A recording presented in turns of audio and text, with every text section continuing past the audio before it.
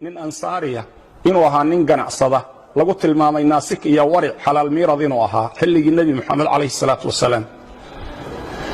ninkaasi inuu maalin maalmaha kamida isagoo safar doonaya soo maray tuulooyinka iyo magaalooyinka deegaanka bani aadamka kamida oo dhinaca shaam inay ahayd lagu tilmaamay. ninkii waxa uu warsaday cid gaadiidleeya oo uu kaashado oo uu weheshado oo dariiqa marisa. waxa loo sheegay nin dadka ka kireeya fardo. ninkiiba farda iyo gaadiid ka kireeyay. ninkaasoo tuugaha asalkiisa yaa markii wadadii dhexda la sii marayay wuxuu yiri wadadan inagu leex. waxa uu yiri war wadadan haynagu leexina tana raadkiya dadka cagtoodu ka muuqataaya ina mari. wuxuu yiri may anigu tana qaano tana dhow oo tana toobiya. wadadii ayuu ku hormaray ninkii. dabeedna markii hawd halkaas ah kayniya dhul qariiba la dhex maray iyo togag la maraayo yaa wuxuu tusay lafa dad badan oo dhintay. waxa uu ku yiri intaasoo aadama ah aniga ayaa dilay. waxaana u qoonsaday inaan furto oo sidaan adiga maanta qaadicu dariiqa kuugu ahay aan maalkaaga iyo dhiigaagaba banaysto. wuxuu ku yiri maalka iska qaado laakiin dhiigayga ii badbaadi. awlaadayda iyo ehelkayga aanu noqdo.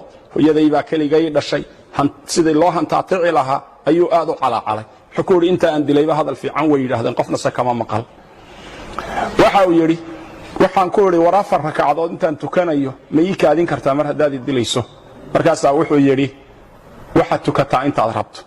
waxa uu yiri waxaan bilaabay salaad. waxaan isku dhaxwaday ducooyin iyo aayad quraan oo qalbigayga ku soo dhacaysay.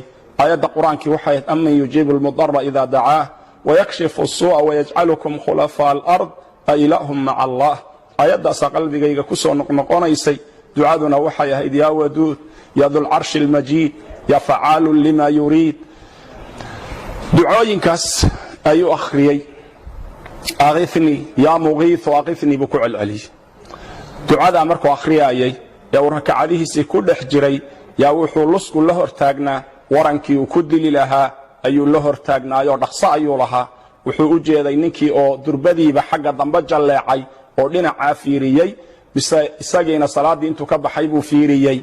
dabeedna waxa uu arkay nin faras wata oo aad u soo ordayo waadiga iyo toga dhinaca hoose ka soo socda. waran ololayana gacanta ku wata. ninkii ayaa ku dhuftay. markaasuu ninkii dilay. waa uu weydiiyay oo wuxuu ku yiri ilaah baan kugu dhaariyay yaa tahay. wuxuu yiri anigu malag baanahay u xil saaran amman yujibul mudarra idha da'aahu wa yakshifu as-su'a wa yaj'alukum khulafa al-ard.